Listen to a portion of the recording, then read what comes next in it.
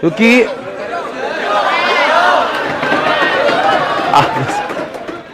अगर मैं रिवाइज करा तो मुझे करने दीजिए आप, क्योंकि ये मैं आपके भलाई के लिए कर रहा हूं। ये मुझे ये करके बहुत मजा आ रही है या मुझे याद करना है, ऐसा कोई नहीं, मुझे सब याद है।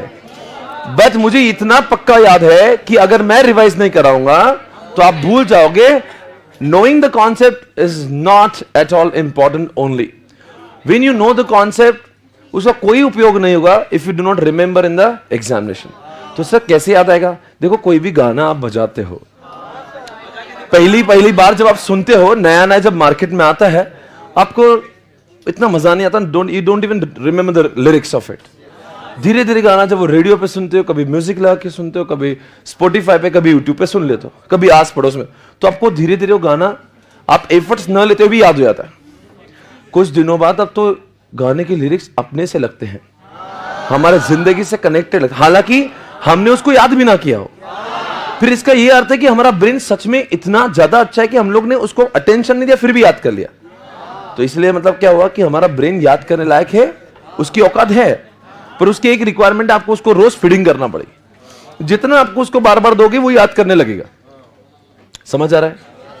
इसलिए practice will make you perfect.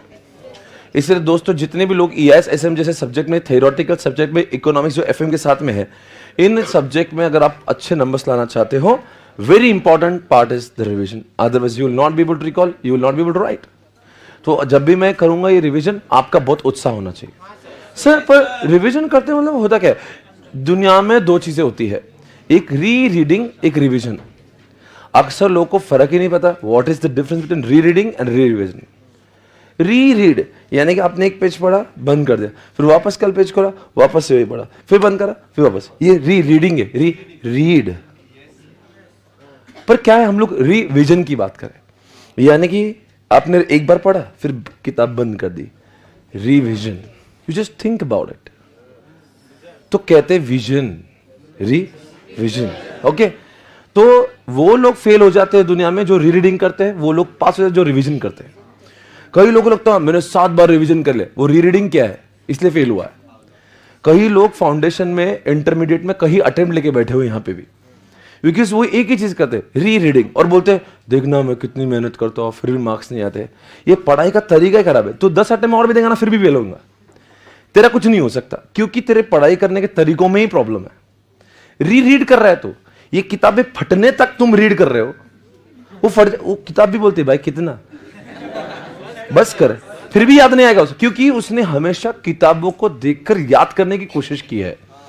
Examination में आपके सामने किताब होती ही नहीं, then you have to recall on your without books. पर हमने अपने ब्रेन को ट्रेन ही नहीं किया विदाउट यूजिंग द बुक्स, इसीलिए आपका ब्रेन एग्जामिनेशन में कुछ याद ही नहीं कर पाता। फिर आपको लगता है मुझे कुछ आ रहा ही नहीं, आ रहा नहीं, तुम्हारा ब्रेन बहुत सुपर पावर है, पर तुमने उसको सही ट्रेन नहीं किया।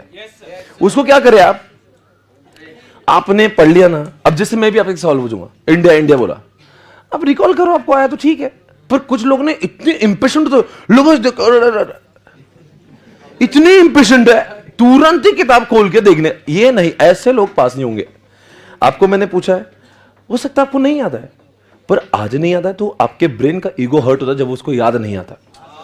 एक ब्रेन का अपना ईगो रहता है, तो आपको दर्द है कि मुझे कैसे नहीं याद है, पर लोग बोलेंगे। तो अब कल जब मैं वापस से इंडिया इंडिया पूछूंगा तो देखना आज 50% याद है, कल 70 याद आएगा, परसों के दिन तक 90 याद आएगा, बिकॉज वो हर बार एक नए स्टेप पे जा रहा है। इसलिए री रीडिंग ना करें बच्चों, हमारी जिंदगी में वक्त बहुत इंपॉर्टेंट है। और ये इतनी, मैं आपको समझा रहा हूं, बहुत ज्यादा मेहनत करके आप यहां पे पहुंचे हो। आपके जैसे लोग आप जानते हैं जो केवल बीकॉम कर रहे हैं, वो क्या कुछ नहीं कर रहे, आपको तो अंदाजा भी नहीं। आपने बहुत चीजों को सेक्रीफाइस करके यहां तक, इस मुकाम तक आप पहुंचे हो। You have taken lot of, अभी वो भी 10 से 12 घंटे क्लास में बैठना, जबकि आपको पता है दुनिया में कितनी मौजा ही मौजा है। सैटरडे नाइट ले लो, फ्राइडे नाइट ले लो, संडे को आपने अपने आप के बारे में, you don't even think, you just focus here. इतना सब कुछ क्यों कर रहे हो?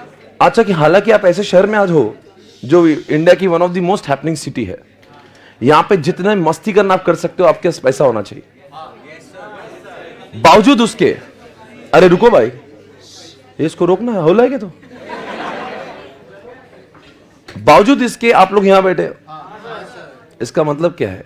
आपने अगर इतना करके भी अगर अपना इंटर पास नहीं हुआ तो ना हमने मस्ती करी जिंदगी में, ना हमने सीए इंटर बन पाए। आपको दर्द बहुत होगा। कम से कम वो लोग अच्छे जो सिर्फ बीकॉम करे, कम से मस्ती तो करिए। कम से कम जिंदगी में कुछ चीजें तो होगी जो बोल पाएगी या मेरे जीवन में ये तो याद किया। अपने बच्चों को कुछ सुना पाएंगे, देख बेटा अपने जमाने में मेरा ये था माहौल। आपके पास तो एक्सपीरियंस करने के लिए शेयरिंग भी कुछ नहीं है। आप क्या बोलोगे? आपको कुछ याद भी आता है? कुछ नहीं है आपके पास। ना आपने मस्ती करी, ना आप सीए बन पाए। You will feel very bad. इसीलिए जितने भी लोग क्लास में बैठे हैं यहां पे, कंक्लूजन यही है, यहां पे जब मैं रिवीजन कराऊंगा उसके बगैर आपका पासिंग होना मुश्किल ही नहीं। क्योंकि मैं कितना भी अच्छा पढ़ाऊंगा, मैं सारे कॉन्सेप्ट आपको खोल खोल के प्रैक्टिकल दिखा दूंगा, फिर भी आपको एग्जामिनेशन में वैसे याद नहीं आएगा। क्योंकि याद करने के लिए आपको बहुत बार रिवाइज करना पड़ता है। इसलिए हम लोग क्लास में भी रिवाइज करेंगे, जब मैं टेस्ट लूंगा आपको भी रिवाइज करना पड़ेगा, वरना ये गोल अचीव नहीं हो सकता। आप समझिए, अगर आपको लग रहा है मेरे को बीवाईओडी समझ गया, सी एग्जामिनेशन में नहीं पूछते what is BYOD, 6 marks, what is BYOD, what are the advantage of BYOD, और उसको यही 5 पॉइंट है, यही एग्जैक्टली हेडिंग के साथ, तो आपको ये सब कुछ करना ही पड़ेगा। ऑप्शन ही नहीं है। आपको ये इंडिया इंडिया बोलना ही पड़ेगा। आपको अच्छा लग रहा नहीं लग रहा, ऐसे को फर्क पड़ता है। बोले सर मैं याद नहीं करूंगा, मत करो। 2 बार फेल होना, तीसरी बार जरूर याद करना पड़ेगा। उसको याद करना ही पड़ेगा। ओके, देखो यही अप्रोच जब हम लोग थोड़ा सा एफएम में करते हैं तो इट विल चेंज, बिकॉज वो there is more of practical. उसमें से हेडिंग्स और मेमोरी टेक्निक की जरूरत ही नहीं, बिकॉज वो पेपर में ऐसा पूछता नहीं, वहां पे क्वेश्चन ही आते हैं। तो अभी याद करने ऐसा कुछ नहीं। आपने डॉल डीएफएल डीसीएल पढ़ लिया, फॉर्मूला आपको समझ आ रहा है तो दैट्स इट, वो अलग चीज है। बस बाकी तो क्वेश्चंस को याद नहीं करना। पर यहां पे ईएसएसएम में आपको पता होना चाहिए कि ये जो मैं पढ़ा रहा हूं ये एग्जामिनेशन से कनेक्टेड, इसलिए रिवाइज करवा रहे। क्योंकि एग्जामिनेशन में क्वेश्चन पूछते ऐसे, what is BYOD, what are the advantage of BYOD. 6 mark के लिए क्वेश्चन आया तो आपको सब ऐसे लिखना है। समझ आ रहा है? तो इसीलिए मैं जब भी पढ़ाऊंगा तो नेक्स्ट डे आप रिवाइज करूंगा, मैं रिवाइज करूंगा, आपने मेरे साथ बोलना है और कोशिश करना है पढ़कर नहीं बोलेंगे, मन से बोलेंगे। और होगा नहीं याद आ रहा है, कोई प्रॉब्लम नहीं, कल याद आएगा, कोई प्रॉब्लम नहीं, परसों तक तो पक्का याद आएगा।